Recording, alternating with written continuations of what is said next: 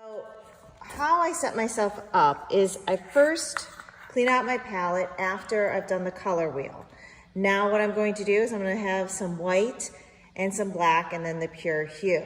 I've already gone ahead and mixed up my tints. To mix up the tints, I put some white over here and added the hue into the white, and same with this. I should definitely be able to see a difference between these two tints. As I go to make my shades, I am going to make sure that I'm adding the black into the red hue. And just a helpful hint, I've seen some of you guys mixing paints. You want to grab from the sides. It's kind of as if you're like mixing up a bowl of cake batter. You want to grab from the sides and make sure all of it goes consistent. This is a really nice brick red.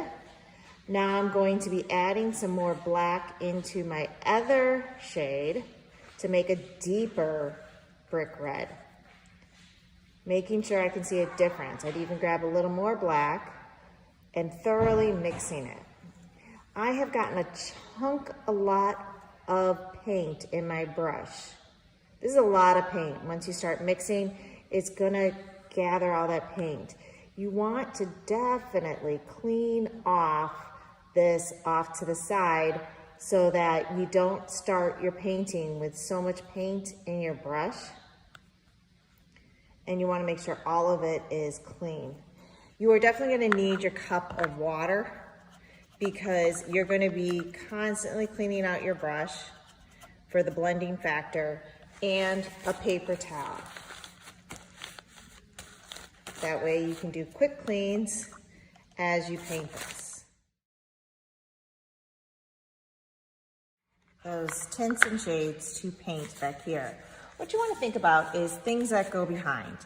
This petal goes behind everything. So I am literally going to take my deepest red and even probably a little bit of black in there. And I am going to lay it up against this edge. The way and the direction that you pull your paintbrush is important because you want to kind of go with the curve of the petal. Notice how the petal swirls over this way. You want to go with that. As I'm placing the paint down, I'm going to grab more of the shade and I'm going to lay it in there. This is pretty good. I'm going to take my paintbrush. I'm going to clean it off. This is where this paper towel is really going to come in handy. I'm going to grab my other shade and I'm going to lay it in right next to it, overlapping and blending what we call wet on wet technique. I'm also going to add this deeper shade under because there would be a cast shadow on it. Now comes the time I'm going to go to my pure hue and bring this into here. I'm going to start up top and bring it down into my shades. The whole idea is trying to get this to blend. So it's a little bit of mixing right on the paper. And if you wanted to, I could even go back and lighten up some of that with one of my tints for the top of the petal as if the light is catching it right there for a little bit of pop. Now I have excess paint on here. I wipe it off and do my nice clean blend. That's why you need a paper towel by you, because it is going to assist you with the wiping and getting that nice and pretty vibe.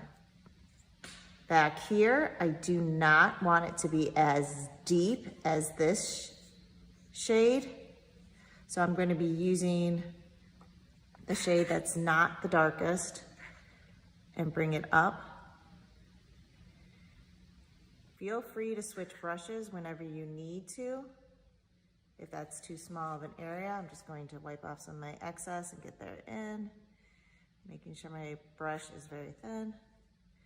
Grab a little more of this shade, bring it up.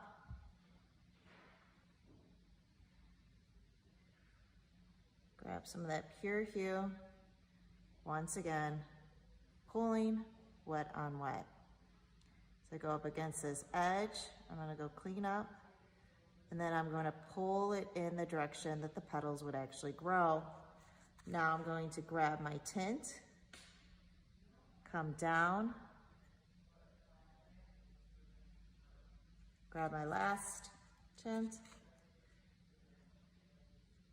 Notice I'm leaving a little bit of an area. I'm not blending quite down because I wanted to first grab all my tint colors. Now comes the pull.